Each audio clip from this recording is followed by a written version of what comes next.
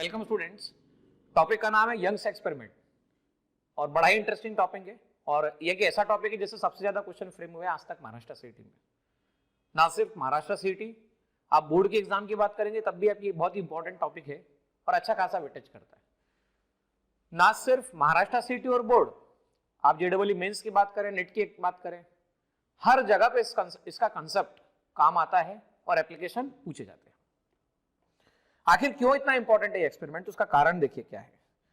1801 में थॉमस सिंह ने डेमोन्स्ट्रेट किया था कि लाइट वेव इंटरफेरेंस शो करती है, जो कि हम पिछला टॉपिक इंटरफेरेंस का देख चुके हैं। उसने ऐसा बताया था कि जो लाइट वेव का इंटरफेरेंस पैटर्न है, जिस समय उसने सनलाइट की मदद से ये पैटर्न जब ऑब्टेन किया था तो कलर्ड था और उतना प्रॉपर नहीं था। बाद में जब उसने स्टेडी इंटरफेरेंस पैटर्न ऑब्टेन करना चाहा तो उसने सनलाइट के प्लेस पर लाइट को मोनोक्रोमेटिक लाइट से रिप्लेस किया और टू पिन होल्स को वर्टिकल एडजस्टेबल स्लिट की मदद से रिप्लेस करते हुए आगे एक्सपेरिमेंट को प्रॉपर परफॉर्म किया। देखिए सनलाइट मतलब containing 7 colours, 7 colours, that means polychromatic light. Polychromatic light जिसमें एक से ज्यादा वेवलेंथ एग्जिस्ट करती है। बाद में जब इसे सिंगल वेवलेंथ या सिंगल कलर से रिप्लेस किया गया, मतलब सनलाइट के प्लेस में मोनोक्रोमेटिक वेवलेंथ मतलब सिंगल कलर कंटेनिंग, तो पैटर्न काफी प्रॉपर ऑब्टेन हुए। इसका इंपॉर्टेंस क्या था? ये वो एक एक्सपेरिमेंट था जिसने ये कंफर्म किया था कि लाइट वेव नेचर की होती है, क्योंकि वेव की प्रॉपर्टी इंटरफेरेंस होती है, चाहे वो किसी भी टाइप की वेव हो, चाहे वो ट्रांसवर्स हो, लॉन्गिट्यूडनल हो, मैकेनिकल हो, नॉन मैकेनिकल हो, मैटर वेव्स हो, कोई भी हो, इंटरफेरेंस शो करेगी। इसने प्रूव किया कि लाइट वेव नेचर की होती है। ये वेवलेंथ डिटरमाइन करने के लिए भी प्रयोग हुई। बाद में इसमें जो एक्सप्रेशन डेराइव हुए इससे लैम्डा में निकाला गया। देखिए इसमें होता क्या है, इसमें एक सोर्स है ना, सोर्स को या तो कॉन्वेक्स लेंस लगाकर जो भी सोर्स है पैरेलल लाइन ऑब्टेन की गई और उस पैरेलल लाइन को दो स्लिट्स S1 और S2 से पास किया गया। एक सोर्स लाइट एमिट की गई, कॉन्वेक्स लेंस लगाया और कॉन्वेक्स लेंस के फोकस पे सोर्स को रखा गया। ऐसा करने पर, फोकस पे रखने पर light parallel to principal axis जाती है। पैरेलल टू प्रिंसिपल एक्सिस जब ये सोर्स S1 S2 से पास हुई तो यहां पर इंटरफेरेंस पैटर्न ऑब्टेन हुआ। इंटरफेरेंस पैटर्न ऑब्टेन होने से आप ये देख सकते हैं, यहां पर मैं सेंटर वाला पार्ट बता रहा हूं आपको, जहां पर मैक्स लिखा हुआ है, इसे मैं येलो कलर से बता रहा हूं। ये ब्राइट और इसके पास में आपको ये दिख रहा है डार्क, फिर से ब्राइट, फिर से डार्क, फिर से डार्क, ये ब्राइट, फिर से डार्क। तो alternate bright dark, alternate bright dark. इससे पहले मैंने आपसे डिस्कस किया था कि जब भी अल्टरनेट एनर्जी का डिस्ट्रीब्यूशन होता है इस पैटर्न को इंटरफेरेंस कहा जाता है। देखिए यहां पर मैं डायग्राम आपके सामने शो कर रहा हूं और इसका फिर पूरा डेरिवेशन में बोर्ड पर डिस्कस करने वाला हूं कि किस तरह से डिस्कशन होगा। यहां देखिएगा, यहां पर पहला सोर्स है S1 है ना, दूसरा सोर्स है S2, दोनों के बीच का जो डिस्टेंस है D को क्या कहा गया है? Slit width. और ये देखिए ये स्क्रीन रखी हुई D डिस्टेंस पर, तो ये स्क्रीन रखी गई है D डिस्टेंस पर है ना, तो D डिस्टेंस पर रखी गई स्क्रीन और स्लिट ये दोनों एग्जिस्ट करती है। अब देखिए क्या हुआ, S1 से लाइट पास हुई, पॉइंट P पर पहुंची, S2 से लाइट पास हुई, पॉइंट P पर पहुंची। तो जिस पॉइंट पर पहुंची वहां पर वेव्स के पहुंचने से एनर्जी डिस्ट्रीब्यूशन होना शुरू हुआ। और ये मैं पहले भी डिस्कस कर चुका हूं कि जब पाथ लेंथ की बात करें तो यहां देख के आप देखो, देख के खुद बताओ, दोनों में से कौन सा पाथ आपको बड़ा नजर आता है?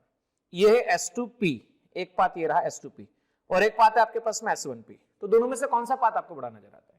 तो जहां तक मैं देख पा रहा हूं यहां पर आपको S2P बड़ा नजर आ रहा है और S1P छोटा नजर आ रहा है। तो हम ये कहते हैं दोनों के पाथ में डिफरेंस है, एक बड़ा एक छोटा है, तो पाथ डिफरेंस क्रिएट होगा। पाथ डिफरेंस क्रिएट होगा तो फेज डिफरेंस होगा, फेज डिफरेंस होगा तो इंटरफेरेंस में डिफरेंट फेज की वैल्यूज के लिए डिफरेंट इंटेंसिटीज मिलेगी। तो हम यही लोकेशन पहले निकालेंगे, यही पूरा के पूरा डेरिवेशन हम देखेंगे और उसके बाद हम इसके स्पेशल केसेस देखते जाएंगे। स्टूडेंट्स सारे केसेस देखने के बाद में महाराष्ट्र सीईटी के क्वेश्चन मैं आपको सजेस्ट करूंगा कि आप डेफिनेटली ट्राई करें। ये क्वेश्चन जो मैं आपसे भी शेयर करूंगा, ये क्वेश्चन ट्राई करने के बाद में आप इसका सॉल्यूशन प्लेलिस्ट में जाकर देख सकते हैं, प्रीवियस ईयर महाराष्ट्र सीईटी। हालांकि इस लेक्चर के बाद में आपको क्रैश कोर्स का जो लेक्चर मिलने वाला है स्टूडेंट्स, कौन सा लेक्चर? क्रैश कोर्स का लेक्चर। उस क्रैश कोर्स के लेक्चर में सारे क्वेश्चंस टॉपिक वाइज सॉल्व मिलेंगे और यही थ्योरी जो मैं आपके सामने में डिस्कस कर रहा हूं, इसके मेन पॉइंट्स हम लोग डिस्कस करते चलेंगे। तो ये सारे अटेम्प्ट भी करना है और क्रैश कोर्स का लेक्चर भी आपको वर्कआउट करना है ताकि आपका पूरा ब्रीफ रिवीजन हो जाए। देखिए students, young double slit experiment में दो स्लिट है आपके पास में, S1 और S2। यहां से वेव ट्रेवल हुई, यहां से वेव ट्रेवल हुई, दोनों वेव इस पॉइंट पर पहुंची, ठीक है। अब हम यहाँ पे देख पा रहे हैं इजीली कि ये जो पाथ है S2P ये बड़ा है S2P और S1P छोटा है। तो पाथ डिफरेंस की बात करें तो that will become S2P minus S1P, ठीक है। ये हो गया पाथ डिफरेंस का वैल्यू। अब होता ऐसा है कि हमें ये पाथ डिफरेंस निकालना है क्योंकि हम जानते हैं पॉइंट P पर दो टाइप के इंटरफेरेंस होंगे, एक होगा कंस्ट्रक्टिव, दूसरा होगा डिस्ट्रक्टिव। तो पाथ डिफरेंस अगर मिला तो आसानी से निकाला जा सकता है। अब इसमें नोटिसेबल बात ये है कि जो D होता है वो मिलीमीटर के ऑर्डर का होता है ना, और जो ये कैपिटल D होता है ये सेंटीमीटर के ऑर्डर में होता है। मिलीमीटर आप समझ सकते हैं, मिलीमीटर मतलब क्या, सेंटीमीटर का 10वां हिस्सा, बहुत छोटा। कहने को ये बहुत बड़ा है लेकिन ये सेंटीमीटर का छोटा हिस्सा है इसलिए बहुत छोटा होगा। मतलब आप ये कह सकते हो कि ये वाला पॉइंट और ये वाला पॉइंट, अब सोचो ये सेंटीमीटर में आ गया आपके पास में, सेंटीमीटर में, अब पॉइंट पे ये रहा, तो देखिए ये तो डिस्टेंस लगभग बराबर ही होगी। मतलब क्या, S1P और S2P, S1P और S2P दोनों क्या हो गई, लगभग बराबर हो गई, क्योंकि मिलीमीटर वाली बात हो रही है और ये पॉइंट यहां पर इंटरफेरेंस हो रहा है। तो ये नोटिसेबल पॉइंट कि हमें चाहिए कैसे भी करके S2P की वैल्यू और S1P की वैल्यू। तो हमारे पास में देखिए हमने क्या किया, यहां से पैरेलल लाइन ड्रॉ की, S1 S1 dash, S2 S2 dash, central point हो, यहां से यहां तक का डिस्टेंस। तो आप देखो ध्यान से, S1 S1 dash, S2 S2 dash बराबर S1 S1 dash, S2 S2 dash, ये आपके पास में दोनों कैपिटल D है। अब हम बात करें S1 S2, दोनों के बीच का डिस्टेंस जो है स्मॉल d है।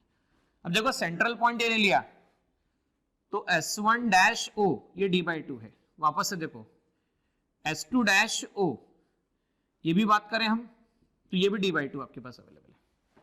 हमने सेंटर से इसकी लोकेशन ले ली y। तो चलिए आइए सबसे पहले ट्रायंगल में देखते हैं, S1 S1 डैश और P ट्रायंगल में देखिए, S1 in triangle, S1 S1 dash and P triangle. ये देखो ध्यान से, S1 S1 dash P triangle आपको जो दिख रहा है ये राइट एंगल ट्रायंगल है, इसमें S1P हाइपोटेनियस है।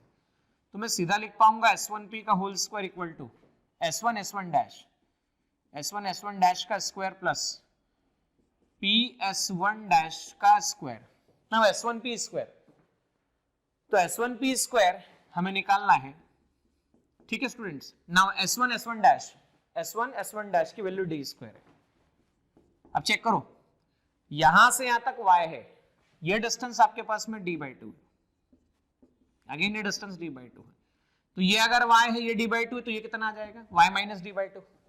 तो हम ये कह सकते हैं this will be y minus d/2 का होल स्क्वायर, S1P स्क्वायर। ये आ गई इक्वेशन नंबर फर्स्ट। अब इक्वेशन नंबर सेकंड की बात करते हैं। अब देखिए बाय ट्राइंगल, कौन सा वाला ट्राइंगल, S2P और S2 डैश, S2P और S2 डैश, इस ट्राइंगल की हम बात करते हैं।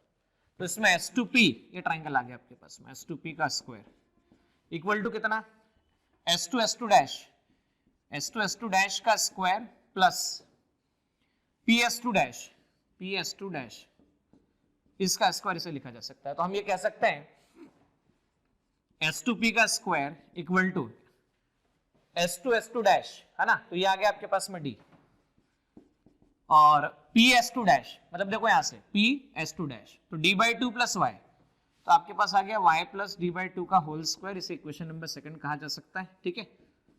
अब हमें डिफरेंस चाहिए, किसका चाहिए, S2P माइनस S1P। तो देखिए S2P का स्क्वायर माइनस S1P का स्क्वायर, सेकंड माइनस फर्स्ट किया हम लोगों ने, तो क्या हो जाएगा, S2P का स्क्वायर माइनस S1P का स्क्वायर। तो ये आ जाएगा S2P कितना आपके पास में, d square plus y plus d/2 का whole square minus d square minus d/2 y minus d/2 का होल स्क्वायर। इसे ऐसा लिखा जा सकता है। Now plus d square minus d square cancel, S2P square minus S1P square, y plus d/2 का whole square minus y minus d/2 का whole square. तो ये आगे आ चुका है आपके पास में a प्लस b का whole square minus a minus b का होल स्क्वायर। इसे लिखते हैं आप 4ab। क्या लिखा जाता है स्टूडेंट्स, 4ab। तो हम लिख सकते हैं S2P का स्क्वायर माइनस S1P का स्क्वायर, ये आ चुका है आपके पास में 4ab, मतलब a की वैल्यू y, ठीक है। तो 4 इंटू y इंटू d/2।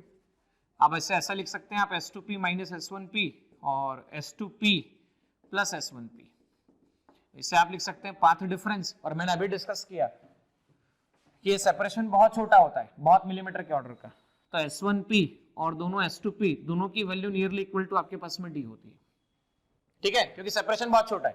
मैंने फिर से कहा है कि मान लो ये S1 है, ये S2 है और ये मिड पॉइंट और यहाँ पर हमें निकालना, तो यहाँ से ज्वाइन करोगे तो यहाँ से ज्वाइन करने पे तो दोनों वैल्यू सेम ही होगी लगभग, तो हम ये कह सकते हैं this will be D plus D, ठीक है। नाउ 2 2 जा 4, 2YD आपके पास में होता है। अब ये हो गया आपके पास में 2YD, D प्लस D कितना हुआ, D plus D capital two D, 2YD, 2 से 2 कैंसिल हो गया, तो डेल्टा एक्स पाथ डिफरेंस आ गया आपके पास में YD upon capital D। So this is the expression of path difference जिसकी हमें तलाश थी, हमें मिल चुका है। अब पाथ डिफरेंस दो तरह के होते हैं इंटरफेरेंस के मुताबिक, मतलब अगर कंस्ट्रक्टिव इंटरफेरेंस हो तो n लैम्डा और डिस्ट्रक्टिव है तो क्या 2n प्लस 1 लैम्डा बाय 2 और 2n माइनस 1 लैम्डा बाय 2, दोनों की मदद से हम अलग अलग एक्सप्रेशन निकालने वाले हैं। देखिए स्टूडेंट्स, यहां पर हम बात कर रहे हैं कंस्ट्रक्टिव इंटरफेरेंस की, कंस्ट्रक्टिव इंटरफेरेंस। अगर डेल्टा एक्स एन लैम्डा हो, y small d capital D, तो कंस्ट्रक्टिव इंटरफेरेंस होगा।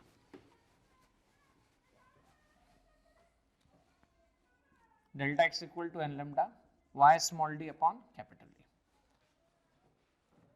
तो y की वैल्यू क्या होगी, y इक्वल टू लिखा जाएगा n lambda D upon small d. अच्छा, y का मतलब क्या है भाई, कंस्ट्रक्टिव इंटरफेरेंस है, मतलब वहां पर बनने वाला ब्राइट है, ठीक है। अगर ब्राइट है तो ये उस nth ब्राइट की पोजीशन हो गई, इसे कहेंगे पोजीशन ऑफ nth ब्राइट, ये nth ब्राइट की पोजीशन होगी। Position of which bright, nth bright. n जैसे n की वैल्यू 1 रखो फर्स्ट ब्राइट, n की वैल्यू 2 रखो सेकंड ब्राइट, n की वैल्यू 3 रखो थर्ड ब्राइट। तो जैसे जैसे डिफरेंस आता जाएगा n की वैल्यू बदलेगी, पोजीशन ऑफ ब्राइट बदलती जाएगी। अब देखिए, अगर डिस्ट्रक्टिव इंटरफेरेंस होता है, फॉर डिस्ट्रक्टिव इंटरफेरेंस, तो डिस्ट्रक्टिव इंटरफेरेंस के केस में क्या होता था, पाथ डिफरेंस को आप एक्सप्रेस करते थे 2n प्लस 1 लैम्डा बाय 2 और 2n माइनस 1 लैम्डा बाय 2। कई बच्चों के मन में सवाल आता है कि सर 2n प्लस 1 कब यूज करा जाए। n की वैल्यू जब 0 से शुरू करो और ये कब यूज किया जाए, जब n की वैल्यू कहां से शुरू करो, 1 से 2 3 4 इस तरह से। तो भाई डेल्टा एक्स क्या लिखते हैं आप, y small d upon capital D. Position of nth dark बोल सकते हैं, डिस्ट्रक्टिव इंटरफेरेंस में ब्राइट नहीं मिलता, डार्क मिलता है, डार्क क्योंकि डिस्ट्रक्टिव इंटरफेरेंस है। आप इसे लिख सकते हैं yn small d upon capital D 2n plus 1 lambda by 2। yn equal to कितना आ जाएगा, इसे लिखा जाएगा 2n plus 1 lambda capital D upon 2d। ये आ गई position of nth bright dark, है ना। तो ये आ चुका है position of nth bright, position of nth dark. n की वैल्यू 0 रखो तो lambda capital D small d upon 2d। तो पैटर्न बनता कैसा है एक्चुअलिटी में, तो पैटर्न का फॉर्मेशन कुछ इस तरह से होता है। सेंट्रल वाला पॉइंट जो आपके पास होगा ना, वो पॉइंट कैसा होगा, देखो ध्यान से थोड़ा सा, ये रहा सेंटर पॉइंट। तो भाई यहां से भी वेव पहुंचे और यहां से भी वेव पहुंचे, तो देखो सेंटर पॉइंट पर आप देख सकते हो S1O that is equal to S2O। S1O minus S2O जब डिफरेंस निकालेंगे तो आप पाथ डिफरेंस 0 आ जाएगा। जब भी पार्ट डिफरेंस 0 होता है तो delta phi 2 pi by lambda into delta x के हिसाब से डेल्टा फाई निकालने जाओगे तो आंसर डेल्टा फाई 0 आएगा। और जब भी फेज डिफरेंस 0 होता है तो मैक्सिमम होता है। तो सेंटर पोजीशन आपको मिलने वाला है ब्राइट, ठीक है, ये ब्राइट मिला। इसके बाद इधर की तरफ जो मिलने वाला पोर्शन है वो डार्क है, दिस इज डार्क। मैं अभी स्क्रीन पे ले चलता हूं आपको और बोर्ड पे भी डिस्कस करूंगा और स्क्रीन पे भी डिस्कस करूंगा। फिर से ब्राइट, फिर से डार्क, वापस से देखिएगा, फिर से ब्राइट, फिर से डार्क। तो alternate white, bright and dark, ये इस तरह से मिलता जाएगा। तो बच्चों बात ऐसी है कि भाई ये आपके पास में मान लीजिए ब्राइट है, तो इस ब्राइट के सेंटर से दूसरे ब्राइट के सेंटर तक का डिस्टेंस जो होगा इसे फ्रिंज विड्थ कहा जाएगा। या हम कह सकते हैं इस ब्राइट से इस ब्राइट के बीच का डिस्टेंस, सेंट्रल ब्राइट से फर्स्ट ब्राइट के बीच का डिस्टेंस क्या कहलाया? Fringe width. क्या कहलाया? Fringe width. तो आइए फ्रिंज विड्थ की डेफिनेशन क्या है भाई? n+1 माइनस वाई एन जब किया जाए तो इसे फ्रिंज विड्थ कहा जाएगा। yn+1 तो n के प्लेस पे क्या लिखना है? n+1 lambda capital D small D, n lambda capital D upon small D beta, ये आ गया n+1 माइनस n, n से n कैंसिल हो गया तो फ्रिंज विड्थ की value lambda capital D upon small D है। अब यहां नोटिस करना है इस बात को भाई, सेम हम बात करें फ्रिंज विड्थ की डेफिनेशन, तो हमने बोला कि दो ब्राइट के बीच का, एडजेसेंट ब्राइट के बीच का डिस्टेंस क्या है? फ्रिंज विड्थ है। वैसे ही दो एडजेसेंट डार्क के बीच का डिस्टेंस क्या कहलाएगा? Fringe width. yn+1 minus yn, yn+1 कितना होगा? तो 2, n के प्लेस पे n+1 प्लस 1 है ना, lambda capital D upon small 2d minus twice n+1 lambda capital D upon small 2d, lambda capital D upon small 2d 2n + 2 + 1 minus 2n - 1। तो यहां से फर्क क्या पड़ा? फर्क ये पड़ा कि बीटा आ चुका है आपके पास में फॉर डार्क। डार्क की फ्रिंज विड्थ आपने निकाली है और ये जो फ्रिंज विड्थ आपने निकाली है ये ब्राइट की फ्रिंज विड्थ निकाली है। Twice lambda capital D upon D, lambda capital D upon small D, तो ये आ गया lambda capital D upon small D. मतलब एक बात देखने को मिली आपको, यहां पर भी lambda capital D upon small D है, यहां पर भी lambda capital D upon small D, तो दोनों के लिए क्या सेम नजर आ रहा है? सर बोले दोनों के लिए सेम वैल्यू मिल रही है। सेम वैल्यू मिल रही है मतलब जितना ब्राइट है उतना ही डार्क है, मतलब ब्राइट की फ्रिंज विड्थ और डार्क की फ्रिंज विड्थ दोनों सेम होती है। The fringe width of bright and fringe width of dark will be same. चलिए स्क्रीन की तरफ चलिए और कुछ बातें और लर्न की। देखिए स्टूडेंट्स, हमने बोर्ड पे एक्सपेरिमेंट को समझा। अब यहाँ डायग्राम को देखिए, थोड़ा ऑब्जर्व कीजिए। यहाँ स्लिट S1 है, S2 है, इससे पैटर्न ऑब्जर्व हो रहा है। सेंटर वाला पैटर्न देखो आप एक बार वापस से, मैक्सिमा मतलब ब्राइट, मिनिमा मतलब डार्क, वापस मैक्सिमम मतलब ब्राइट और मिनिमा मतलब डार्क, डार्क फिर से ब्राइट फिर से डार्क। तो बात कैसी है पता है? बात है कि फ्रिंज विड्थ इक्वल आ गई आपके सामने, अभी मैंने चर्चा की, और हमने ये भी सीख लिया कि फ्रिंज विड्थ किन किन बातों पर डिपेंड करती है। थोड़ा सा एक बार समराइज फास्ट कर लेते हैं भाई। पाथ डिफरेंस का एक्सप्रेशन मैंने जो आपको बताया फिलहाल, ये आपको डायरेक्ट याद होना चाहिए, डायरेक्ट याद होना चाहिए। मतलब महाराष्ट्र सीटी जेडबल मेंस नीट की तैयारी कर रहे हो, डायरेक्ट लर्न होना चाहिए। ये जैसे ही होता है तो अभी हमने सीखा कि एन लैम्डा मतलब कंस्ट्रक्टिव इंटरफेरेंस, पाथ डिफरेंस अगर मिनिमा हो तो मैंने बोला था 2n - 1 या 2n+1 दोनों यूज करते हैं, तो ये निकाला जा सकता है। फ्रिंज विड्थ का एक्सप्रेशन अभी आपके सामने बताया कि किन बातों पर डिपेंड करता है। सो फ्रिंज विड्थ डिपेंड करती है कैपिटल डी, मतलब सोर्स और स्क्रीन के बीच का डिस्टेंस, ये बढ़ाओगे फ्रिंज विड्थ बढ़ेगा, ये कम करोगे फ्रिंज विड्थ कम होगा। वेवलेंथ चेंज करोगे ना, वेवलेंथ, तो वेवलेंथ के बदलने से फ्रिंज विड्थ बदलेगा, और स्लिट जितना छोटा करोगे फ्रिंज उतना बेहतर बनेगा। इसलिए अगर हमें स्टेडी इंटरफेरेंस पैटर्न ऑब्टेन करना है, जो कि मैं भी कंडीशन डिस्कस कर रहा हूं आप लोगों से, सुनना, जितना डी बढ़ा दोगे उतना बेहतर होगा, जितना डी बढ़ाओगे उतना बेहतर होगा, जितना स्लिट छोटी करोगे उतना अच्छा फ्रिंज मिलेगा। जितना सिंगल कलर यूज करोगे, सिंगल कलर, तो क्या होगा? सिंगल कलर यूज करोगे स्टेडी इंटरफेरेंस पैटर्न मिलेगा। अच्छा सर व्हाइट कलर यूज करेंगे तो क्या होगा?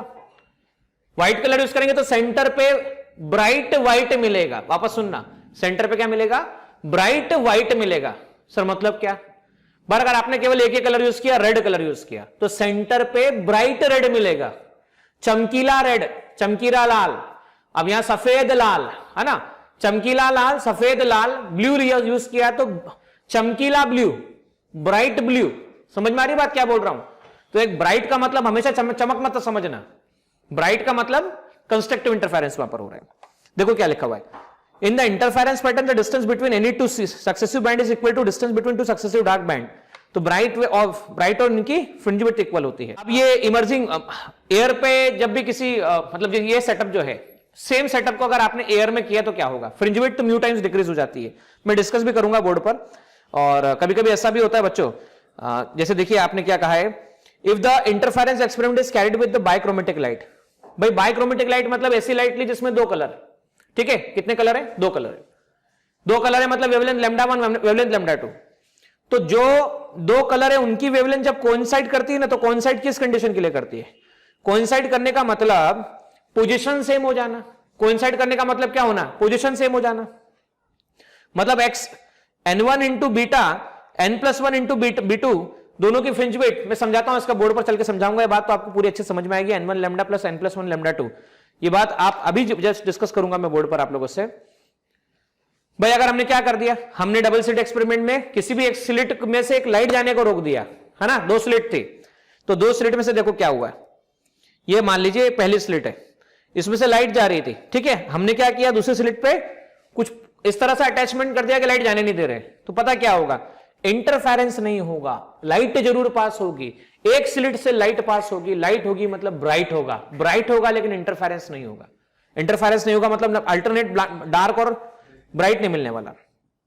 तो देखो क्या मतलब है इसका, in double slit experiment if one of the slit is covered then the d there is a bright light and no interference pattern is obtain on the screen. अब देखिए क्या होता है, कभी कभी फ्रिंज की जो शिफ्टिंग होती है वो इस बात से आप समझ सकते हो। देखिए स्टूडेंट, यहां पर हम एक और कंडीशन डिस्कस कर रहे हैं। भाई ये S1 है, S2 है, विड्थ दोनों के बीच का D है, स्क्रीन और इसके बीच का डिस्टेंस कैपिटल D है। S1 से लाइट ट्रेवल करते हुए जा रही थी, मैं इसको एरो से बताता हूं, ये देखो। तो हमने क्या किया, S1 से जब लाइट ट्रेवल करते हुए पॉइंट P पर जा रही थी तो इसके पाथ में एक स्लैब रख दिया, स्लैब रखा जिसकी थिकनेस T है, जिसका रिफ्रैक्टिव इंडेक्स म्यू है। तो बेटा इसका डेरिवेशन फिलहाल हमारे जरूरत की चीज नहीं है, और इतना सिर्फ याद रखना है आपको, जिससे आप चाहे नीट का क्वेश्चन सॉल्व करें, महाराष्ट्र सीईटी करें या जेडब्ल्यू मेंस का करें, तीनों क्वेश्चन आपके सॉल्व हो जाएंगे। तो इसमें क्या होता है, इंटरफेरेंस पैटर्न जो रहता है, जैसे सेंटर वाला जो आपको मिला था वो ब्राइट मिला था, उसके बाद में अल्टरनेट ब्राइट डार्क इस तरह से मिलते गए थे, ये देखिए पैटर्न। तो ये जो पैटर्न होता है ना, ये जो पैटर्न आपको दिख रहा है, ये पूरा पैटर्न, ये पूरा पैटर्न शिफ्ट होता है। ये पूरा पैटर्न क्या होता है, शिफ्ट होता है। कैसे शिफ्ट होता है देखिएगा ध्यान से, उसकी शिफ्टिंग कैसे दी जाती है। देखिए क्या बोला गया, if the thin transparent sheet of the thickness T and refractive index mu is introduced in the path of one of the interfering beams, the optical path will increases by mu minus 1 into T। आपको ये समझना है कि optical path जो होगा वो path बढ़ जाएगा, जिसके कारण से क्या होगा, पोजीशन में चेंजेस आएगा, और वो जो चेंजेस होगा डेल्टा S, या वो जो चेंज होगा पोजीशन में चेंज, पहले जहां फ्रिंज बन रही थी, जैसे मान लो S1 S2 से लाइट पास हुई, फ्रिंज बना, तो पूरा के पूरा फ्रिंज पैटर्न शिफ्ट होगा, ऐसा शिफ्ट होगा फ्रिंज पैटर्न, है ना। आप फ्रिंज पैटर्न शिफ्ट हुआ तो शिफ्टिंग कितने से आएगी, तो शिफ्टिंग आएगी capital D small d, capital D upon small d mu minus 1, और capital D upon small d mu minus 1 को आप और भी लिख सकते हैं, जिससे मैं आपको एंगुलर फ्रिंज विड्थ के बारे में भी डिस्कस करूंगा कि capital D upon small d को बीटा अपॉन लैम्डा कैसे लिखा जा सकता है, और नंबर ऑफ फ्रिंजेस कितनी बनेगी, कितनी शिफ्ट होगी, ये भी काउंट किया जा सकता है, जिसे capital N equal to mu minus 1 T upon lambda से बताया जाता है। अब ये कैसे आया, चलिए इंतजार कीजिए और बोर्ड पर आइए थोड़ी सी देर में। ये इसके बाद हम ये भी सब चर्चा करने वाले हैं बोर्ड पर कि भाई चाहे आप ऊपर रखो, मतलब ऊपर थिकनेस शीट इंट्रोड्यूस करो या नीचे करो, पैटर्न शिफ्ट होना ही होना है। अब देखिए ये प्रैक्टिकली ऑब्जर्व किया गया है कि जो इंटेंसिटी होती है लाइट की, है ना, वो स्क्वायर ऑफ एम्पलीट्यूड के डायरेक्टली प्रोपोर्शनल होती है, स्क्वायर ऑफ एम्पलीट्यूड के डायरेक्टली प्रोपोर्शनल होती है, और वो स्लिट विड्थ के डायरेक्टली प्रोपोर्शनल होती है, वो एरिया के भी डायरेक्टली प्रोपोर्शनल होती है। देखिए कैसे, intensity directly proportional to A1 and A2। A1 क्या है, area of first slit, A2 क्या है, एरिया ऑफ सेकंड स्लिट। हम ये भी जानते हैं, देखिए ये भी हम लोगों ने सीखा हुआ है। क्या सीखा हुआ है, देखिए कि भाई पहले स्लिट की विड्थ मान लो W1, दूसरे स्लिट की विड्थ मान लो W2। स्लिट विड्थ मतलब वो जो चौड़ाई है जहां से लाइट एंटर कर रहा है, तो पहले की W1 दूसरे के W2, तो I1 अपॉन I2। अच्छा, I1 अपॉन I2 को क्या लिखते हैं, A1 square upon A2 square, मतलब W1 अपॉन W2 को क्या लिखा जा सकता है, A1 square upon A2 square लिखा जा सकता है। मतलब जो रेशो इंटेंसिटी का होगा वही रेशो स्लिट विड्थ का होगा, और वही रेशो स्क्वायर ऑफ एम्पलीट्यूड का रेशो होगा। ये बात जरूर ध्यान रखें स्टूडेंट्स।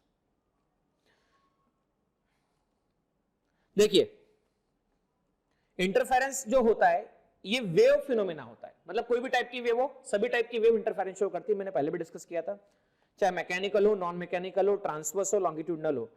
तो इंटरफेरेंस के लिए एक कंडीशन होती है कि लाइट कोहेरेंट होना चाहिए। क्या होना चाहिए? कोहेरेंट होना चाहिए। अब ये कोहेरेंट वर्ड क्या है? तो कोहेरेंट वर्ड का मतलब होता है जब लाइट का एम्पलीट्यूड सेम हो, कांस्टेंट फेस हो, फ्रीक्वेंसी सेम हो, कांस्टेंट फेस डिफरेंस हो या फेस डिफरेंस जीरो हो, तो ऐसे सोर्स को हम क्या कहेंगे? कोहेरेंट सोर्स कहेंगे। देखिए अभी हमने क्या देखा, ब्राइटनेस है और डार्क है, तो जहां ब्राइटनेस है उसे क्या कहा जाता है? जहां मैक्सिमम इंटेंसिटी होती है उसे एंटी नोडल लाइंस कहा जाता है, और जहां पर मिनिमम इंटेंसिटी होती है उसे नोडल लाइन कहा जाता है। आपको याद होगा नोड और एंटी नोड मैंने जब पढ़ाया था वेव मोशन, तो वेव मोशन में कहा था पॉइंट ऑफ मैक्सिमम डिस्प्लेसमेंट को हमने क्या कहा था? एंटी नोड, और पॉइंट ऑफ मिनिमम डिस्प्लेसमेंट को हमने क्या कहा था? तो नोड कहा था। ये याद है ना आप लोगों को? तो यहां मैक्सिमम इंटेंसिटी एंटी नोड और मिनिमम इंटेंसिटी मतलब नोड, और जो शेप होता है फ्रिंज पैटर्न का वो इस बात पर डिपेंड करता है कि होल की साइज कैसी है और किस डायरेक्शन से पैटर्न को ऑब्जर्व किया जा सकता है।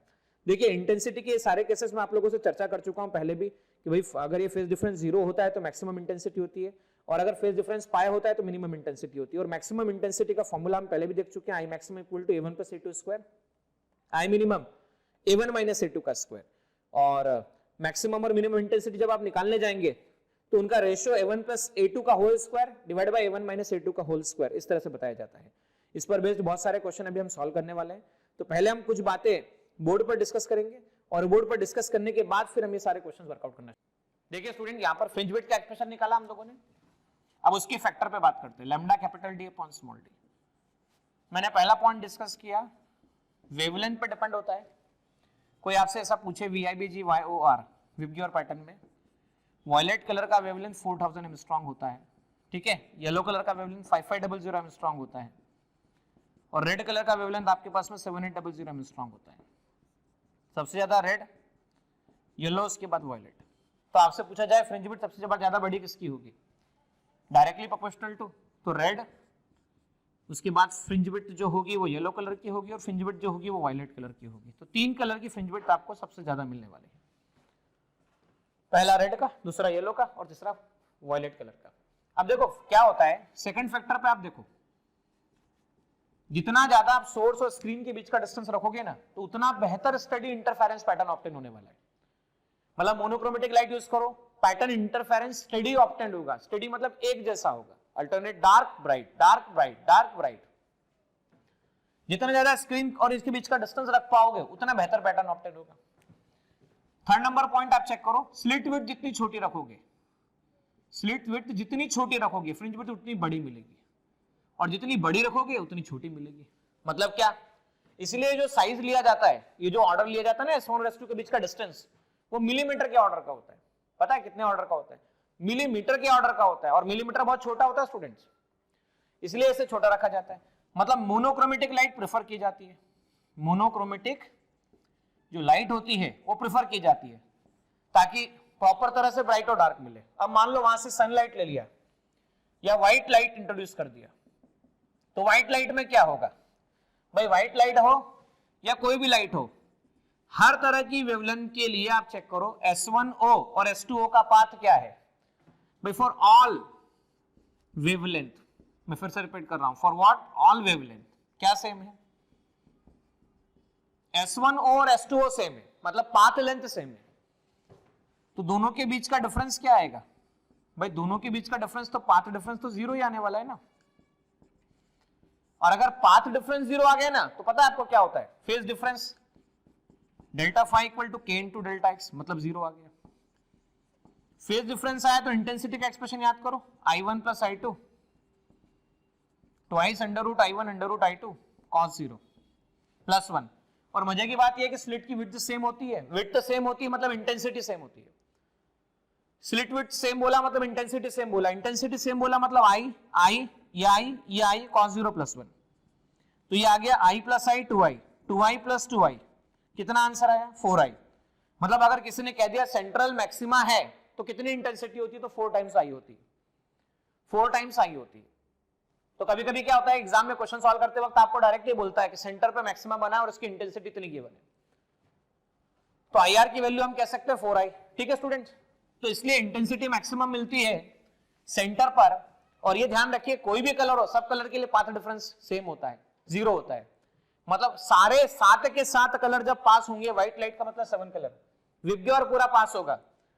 तो जब विबग्योर मिल जाता है तो व्हाइट लाइट बनती है। तो सातों के सातों कलर सेंटर पे जाएंगे, तो सेंटर पे क्या मिलता है, सेंटर पे व्हाइट लाइट में व्हाइट ब्राइट मिलता है। वापस सुनना, व्हाइट ब्राइट मिलता है, मतलब ब्राइट, व्हाइट मतलब सफेद, ब्राइट मतलब चमकीला, मतलब सफेद चमक मिलेगी आपको।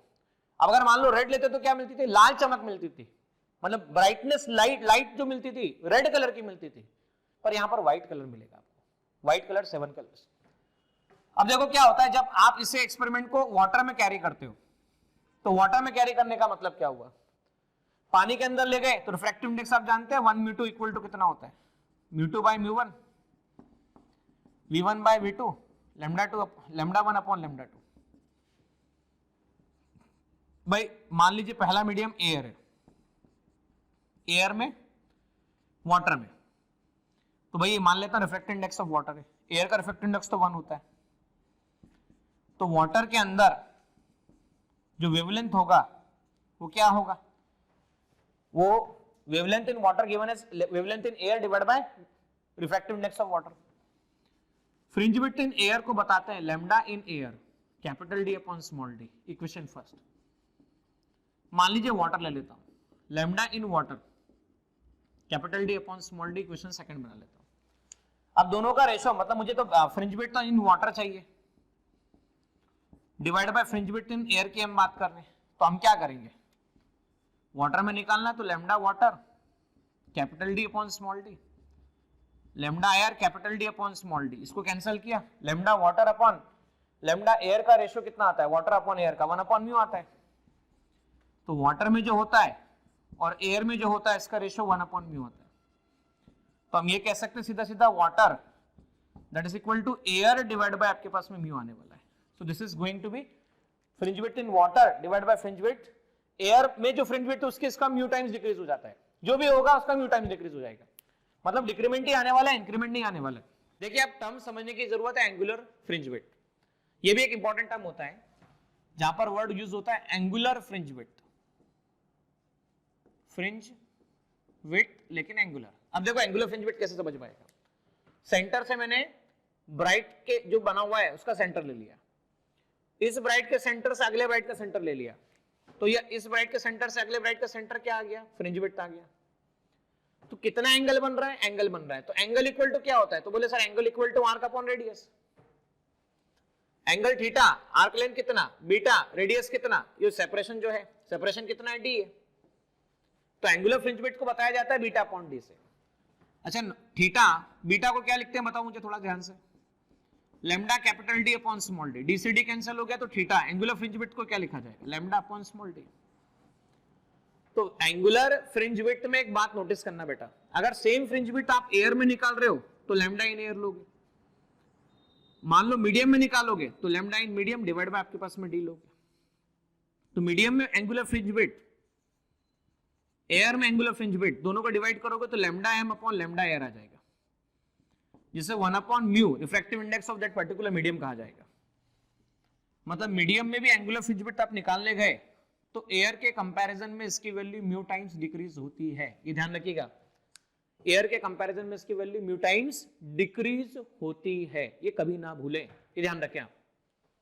अब देखिए क्या होता है जब इसके रास्ते में आपने कोई ऐसी शीट रख दी जिसकी थिकनेस टी और रिफ्रैक्टिव इंडेक्स म्यू है, तो पूरा जो पैटर्न होता है वो चेंज होता है, शिफ्ट होता है। अब शिफ्टिंग जो पैटर्न की होती है डेल्टा एस, जिसे मैं डेल्टा एस कह रहा हूं, वो दी जाती है capital D upon small D mu minus 1 into T, capital D upon small D mu minus 1 into T, ये होता है आपके पास में पैटर्न शिफ्टिंग का।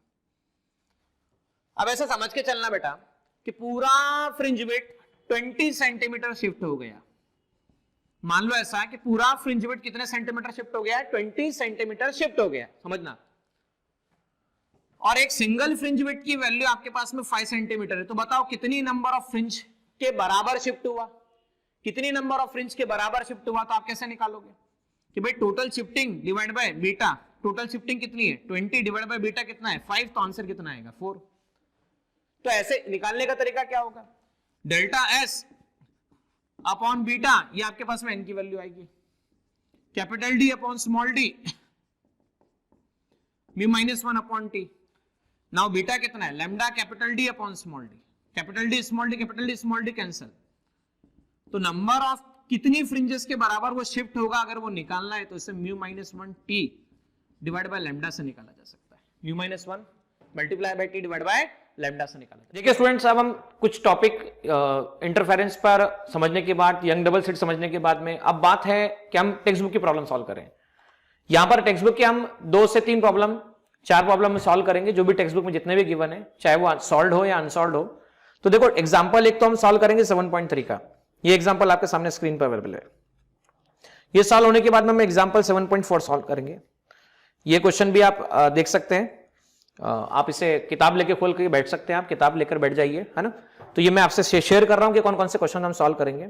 ये क्वेश्चन होने के बाद में फिर नेक्स्ट हम जो क्वेश्चन सॉल्व करेंगे टेक्स्ट बुक का, वो एक्सरसाइज में ऑब्जेक्टिव में 4th नंबर का प्रॉब्लम है। इस प्रॉब्लम को भी आप पढ़ाने के जस्ट बाद अटेम्प्ट करें, और अटेम्प्ट करने के बाद रुके, खुद से सॉल्व करें, और उसके बाद में जो मैं वीडियो में सॉल्यूशन दे रहा हूं उस सॉल्यूशन से आप कंपेयर करें।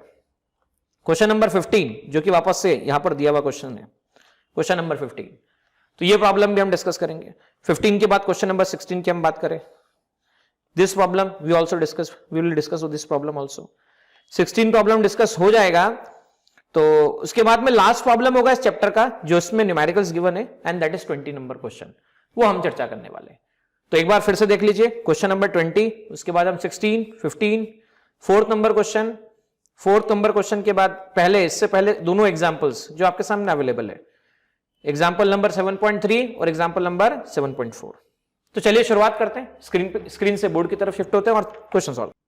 देखिए स्टूडेंट्स, यहां पर एग्जांपल 7.1, 7.4 पेज नंबर 172, इसमें ऐसा बोला गया है कि 2 स्लिट है जिनकी विड्थ डी है, पता नहीं कितनी है, उनसे 2 मीटर की डिस्टेंस पर कोई स्क्रीन रखी गई जिस पर 10 ब्राइट फ्रिंजेस बनी है। सेंटर ब्राइट 1 2 3 4 5 6 7 8 9 10, और इन 10 ब्राइट फ्रिंजेस के बीच का डिस्टेंस है 2 सेंटीमीटर। मतलब क्या, ब्राइट का फ्रिंज विड्थ कितना होता है ना, तो 10 ब्राइट के बीच का डिस्टेंस दे रखा है 2 सेंटीमीटर। ये डिस्टेंस दे रखा है सोर्स और स्क्रीन के बीच का डिस्टेंस कैपिटल डी 2 मीटर। आपको बताना है डी की वैल्यू कितनी होगी, what will be the value of D.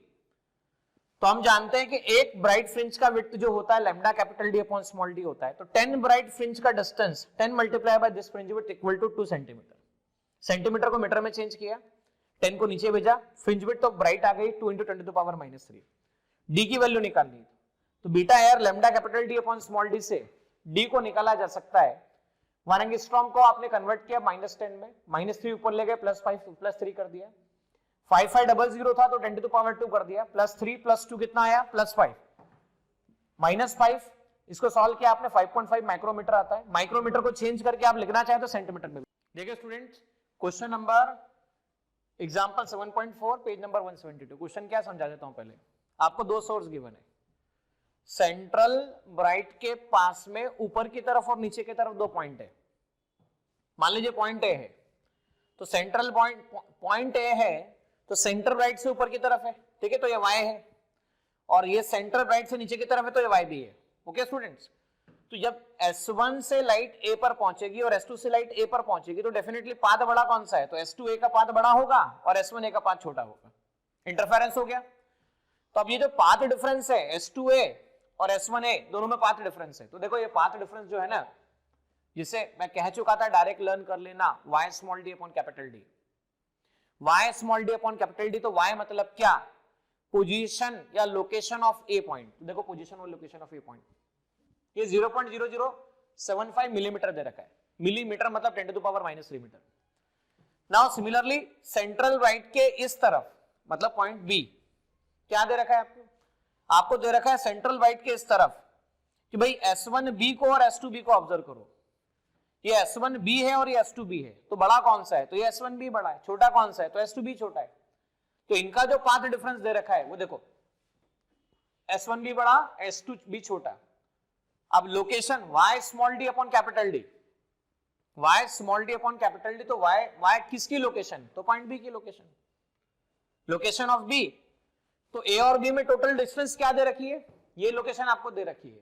तो अगर वेवलेंथ लैम्डा 6000 यूज करें तो आपको निकालना है कि नंबर ऑफ ब्राइट और नंबर ऑफ डार्क फ्रिंज कितनी होगी। तो देखो सिंपल बात समझना बच्चों, भाई वाई ए और वाई बी, तो सेंटर के पास सेंट्रल ब्राइट होगा तो इसके पास में डार्क होगा, फिर डार्क होगा, फिर ब्राइट होगा, फिर डार्क होगा, फिर ब्राइट होगा, फिर डार्क होगा, फिर ब्राइट होगा, इस तरह से ब्राइट डार्क का अरेंजमेंट होता रहेगा। तो टोटल ब्राइट और टोटल डार्क मिलके वाई प्लस वाई बी हो जाएगा।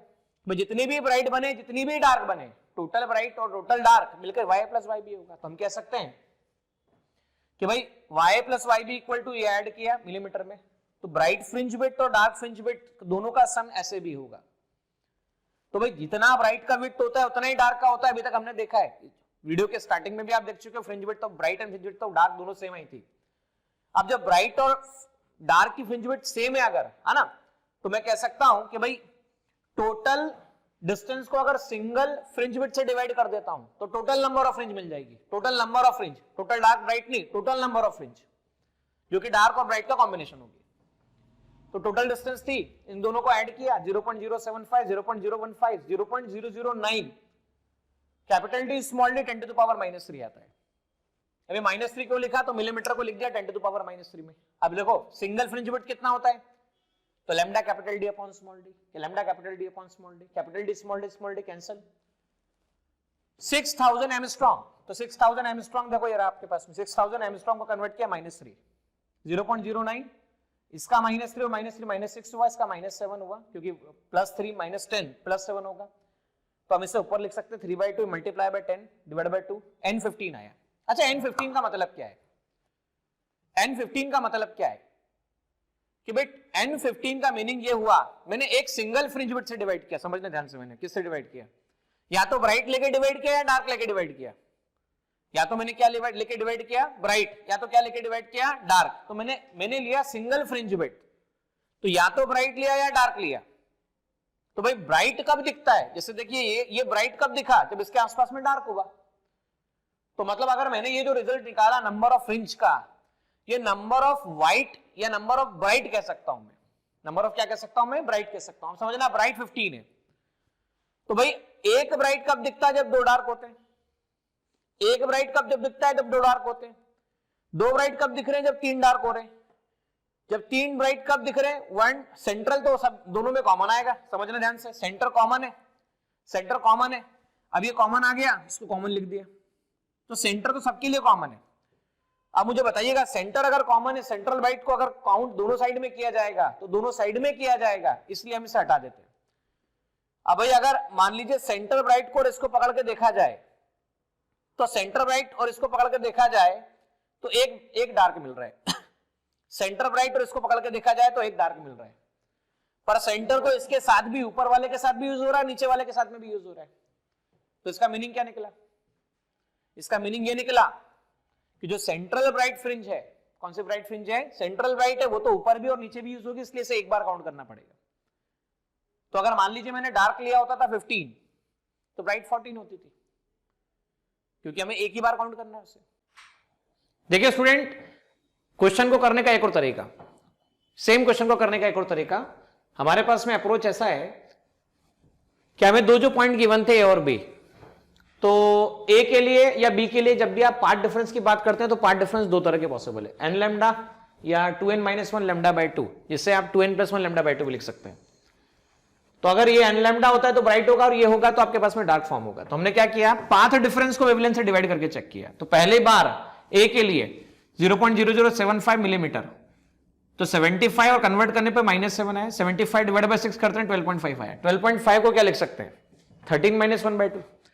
अब 13-1/2 लैम्डा मल्टीप्लाई कर दो तो 12.5 लैम्डा, इसे ऐसा भी लिख सकते हैं 13-1/2 लैम्डा, या ऐसा भी लिख सकते हैं, क्या लिख सकते हैं 2 × 13 - लैम्डा बाय 2, तो 2 × 13, तो 13 बेसिकली व्हाट, n, तो n मतलब 13th डार्क बनेगा ए की जगह पर, किसकी जगह पर, ए की जगह पर 13th डार्क। समझना भाई, सेंट्रल ब्राइट, ये देखो यहां से सेंटर, इसे 0th ब्राइट कहते हैं, सेंट्रल ब्राइट को 0th ब्राइट भी कहा जाता है।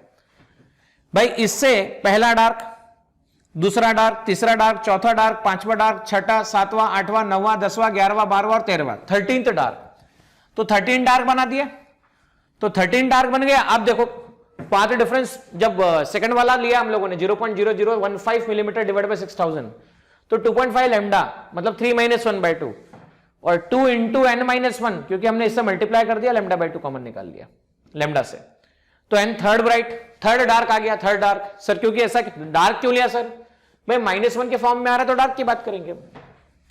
तो first dark, second dark, third dark. अब देखो बेटा क्या बोला है, पहले और आखिरी को रेफरेंस मानते हुए, फर्स्ट और लास्ट को रेफरेंस मानते हुए काउंटिंग चालू करते हैं कि भाई पहले और आखिरी के बीच में कितना है, क्योंकि ये तो ए पॉइंट है, यही ए पॉइंट है और यही बी पॉइंट है, तो भाई इनके बीच में कितना है, इनके बीच में।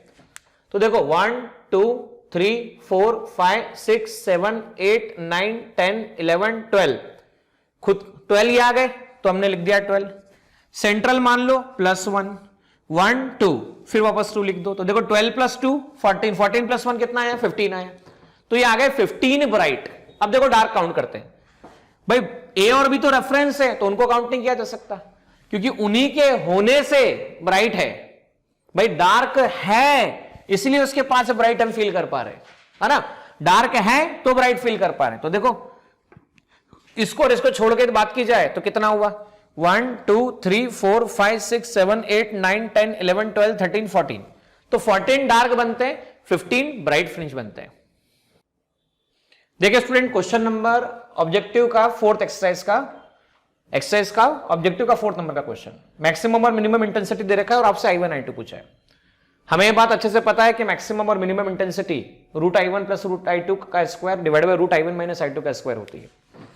इससे आप 25:1 √I1 + √I2 का स्क्वायर √I1 - √I2 का स्क्वायर लिख सकते हैं।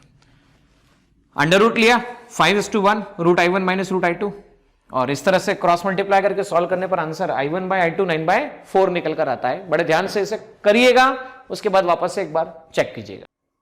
देखिए स्टूडेंट आपको क्वेश्चन का क्या बोला गया, एक्सरसाइज का 15 नंबर का क्वेश्चन है, लैम्डा गिवन है, नैनोमीटर को एंगस्ट्रॉम में 10 से मल्टीप्लाई करके चेंज करते हैं।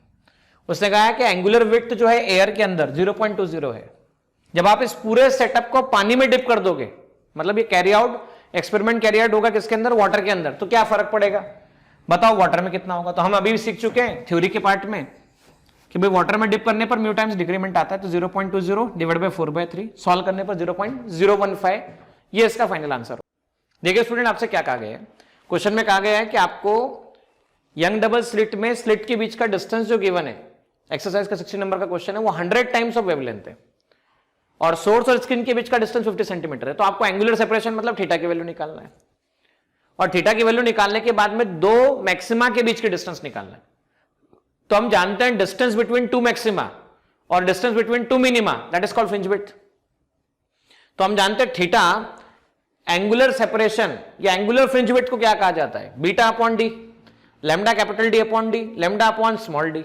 तो लैम्डा कितना गिवन है, लैम्डा ही है लेकिन स्मॉल डी 100 लैम्डा है, तो लैम्डा कैंसिल 1/100 0.01 रेडियन आपके पास आ जाता है। अब आप और यहां से देख के बता सकते हो कि फ्रिंज विड्थ अगर निकालना हो तो beta theta multiply by capital D, तो theta multiply by capital D, तो थीटा कितना है तो 0.01, डी कितना है 50 सेंटीमीटर, सॉल्व करने पर आंसर 0.5 सेंटीमीटर आता है। देखिए स्टूडेंट यहां पर क्या कहा गया है, यहां पर कहा है कि आपके पास में YDSC है। YDSC का मतलब क्या होता है, यंग डबल स्लिट एक्सपेरिमेंट, ठीक है। इसमें सोर्स S1 है, S2 है, सेंट्रल पॉइंट आपके पास में वो दे रखा है, पॉइंट P की हमने बात की है, यहां से वेव ट्रेवल करती है, यहां से वेव ट्रेवल करती है। तो इसमें ऐसा कहा है कि पहले वाले की जो इंटेंसिटी है दूसरे की डबल है, तो दूसरे का अगर I माना तो पहले का 2I हो जाएगा। तो फर्स्ट वाला I1 = 2I, तो I2 = आपके पास में I है, तो I1/I2 क्या लिखा जाएगा, तो I1/I2 आपके पास में 2:1 लिखा जाएगा। तो हमें ब्राइट और डार्क की इंटेंसिटी का रेशो चाहिए, तो ब्राइट और डार्क की इंटेंसिटी का मतलब क्या हुआ, मैक्सिमम और मिनिमम की, तो √I1 + √I2 upon √I1 - √I2 का होल स्क्वायर। √I2 कॉमन निकाल लिया ताकि हम I1/I2 के फॉर्म में एक्सप्रेस कर सकें, √2 + 1 डिवाइड बाय √2 - 1। अब रेशनलाइजेशन किया, और रेशनलाइजेशन करके जब हमने देखा तो a² - b² बनता है, तो 2 - 1 बन जाता है 2, और √2 + 1 का होल स्क्वायर बनता है, तो a² + b² twice ab। Open up करते हैं, √2 का स्क्वायर 2 हो जाता है, 1 आता है, 2 √2 की वैल्यू 1.414, 2.856, 3.856 का स्क्वायर निकालते 34.2 2927 आता है, जिसकी वैल्यू नियरली इक्वल टू 34 है। देखिए क्वेश्चन 25, एक्सरसाइज का क्वेश्चन नंबर 25 आईडीएससी पे बेस्ड। इसने ऐसा कहा है distance between to consecutive bright, distance between to consecutive bright मतलब ब्राइट फ्रिंज विड्थ 0.32 मिलीमीटर है, जबकि वेवलेंथ जब हम वेवलेंथ लैम्डा 1 6000 एंगस्ट्रॉम यूज करते हैं, और जब वेवलेंथ चेंज करके 4800 एंगस्ट्रॉम कर दी जाए तो नया B2 क्या होगा और चेंज इन B क्या होगा। तो देखो हम ये बात जानते हैं अच्छे से कि बीटा की value lambda capital D upon small D दी जाती है, हमें डायरेक्ट चेंज निकालना है। तो हम beta 1 equal to lambda 1 capital D upon small D लिख सकते हैं, और beta 2 equal to lambda 2 capital D upon small D लिख सकते हैं। तो बीटा 1 अपॉन बीटा 2 आपके पास कितना आ जाता है, तो lambda 1 capital D upon small D, lambda 2 capital D upon small D, ये कैंसिलेशन हुआ। तो बीटा 1 अपॉन बीटा 2 की वैल्यू लैम्डा 1 अपॉन लैम्डा 2 आती है। अब हमें चेंज निकालना है, चेंज निकालना है इसका मतलब b1 माइनस b2, मतलब दोनों तरफ क्या कर दीजिए -1 सब्सट्रैक्ट कर दीजिए। इससे फर्क क्या पड़ेगा, फर्क ये पड़ेगा लैम्डा 1 अपॉन लैम्डा 2 -1। हम चेंज निकालना चाहते हैं, we want to find out change, तो हमें पहले वे लैम्डा 1 था ना, तो पहले के रेस्पेक्ट में निकालना होगा। तो हम ये भी ऐसा भी लिख सकते हैं इसे lambda 2 upon lambda 1 b2 upon b1, इसे ऐसा लिखा जा सकता है। तो लैम्डा 2 अपॉन लैम्डा 1 -1 और b2 अपॉन b1 -1 इस पहले के रेस्पेक्ट में, तो इसे ऐसा लिख सकते हैं b2 upon b2 minus b1 upon b1, lambda 2 minus lambda 1 upon lambda 1। तो चेंज आ जाएगा आपके पास में change in wavelength upon lambda 1 into आपके पास में बीटा 1 जो पहले था। चेंज इन वेवलेंथ निकाल के चेक करते हैं, तो 6000 माइनस 400, तो ये आपके पास में 1200 आता है, 1200 दैट इज 1200 है ना। लैम्डा 1 मतलब शुरुआत में 6000 और शुरुआत में 0.32 दे रखा है। अब देखो इससे फर्क क्या पड़ा है, ये कैंसिलेशन हुआ, 12 डिवाइड बाई 65 आता है, तो 0.32 डिवाइड बाई 5 मिलीमीटर, तो आप इसे क्या लिख सकते हो 0.06 है ना। अब 4 मिलीमीटर, तो 0.064 मिलीमीटर ये आपका फाइनल आंसर।